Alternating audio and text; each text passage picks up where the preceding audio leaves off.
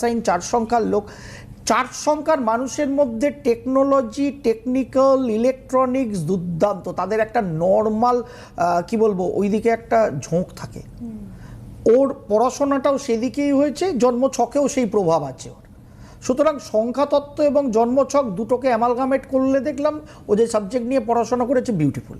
খালি একটাই বাকি আছে, রাজ্যটা ছেড়ে বেরোনোর এবং অনেক দূরে গিয়ে কর্ম করার। সেটা খালি ওর লাইফে এখনও হয়নি, সেটাও হয়ে যাবে আশা করি এই পুজোর পর থেকে, এবং সেই মতো ওর লাইফে চলবে, দুর্দান্ত চলবে।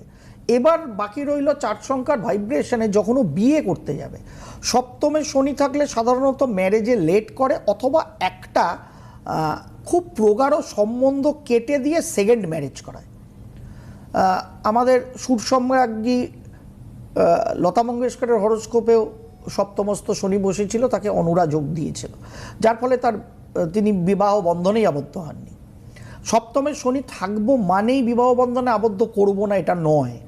আর কন্যা লগ্নের ক্ষেত্রে তো একদমই নয়, কারণ 5th লর্ড 7th গেছে, অতএব প্রেম হবে, প্রেম হবে। সেই প্রেমটা টিকবে কি না এটা বড় প্রশ্ন। অথবা বাদ বিচার করে যখন সৌমাল্য বিয়েও করবে বা ওর পরিবারের মানুষ ওকে বিয়েও দেবে, যেই তো 4 সংখ্যায় জন্মেছি এবং সপ্তমে শনি আছে এবং মঙ্গল রাহু কেতুর অ্যাক্সিসে বসে আছে, সুতরাং ওখানে গারস্থ জীবনে, বৈবাহিক জীবনে কিছু টেকনিক্যাল ম্যাটার আছে যেগুলোকে বাদ বিচার করে আমাকে মালাবদলটা করতে হবে। এবার এইগুলো থাকবেই, যার ফলে কিশোর কুমার অনেকগুলো বিয়ে করেছিলেন নিজে সুখ বা শান্তি পাওয়ার জন্য।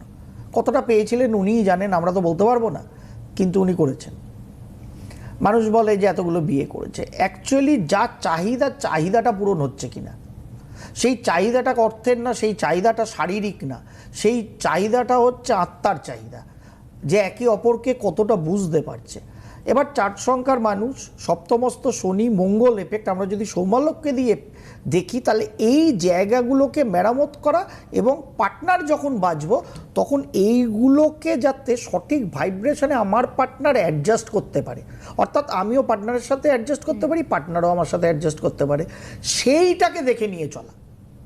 একদমই এইভাবে যদি আমরা চলি তাহলে এই যে 22 মানে 2 + 2 4-এর ভাইব্রেশন, সপ্তমে শনির ভাইব্রেশন, সেগুলোকে আমরা অনেকটা কমিয়ে ফেলতে পারলাম, ওটাও এক ধরনের রেমেডি হয়ে গেল। এবার 4 সংখ্যার মানুষ ও যদি খুব খুব করে কালোর জামা কাপড় পরে, তাহলে এই 4 সংখ্যার নেগেটিভিটি ওর ঘাড়ে এসে ইম্পোজ হবে আরও বেশি করে, অর্থাৎ ওর জীবনটা পিছবে। সুতরাং এইগুলোকে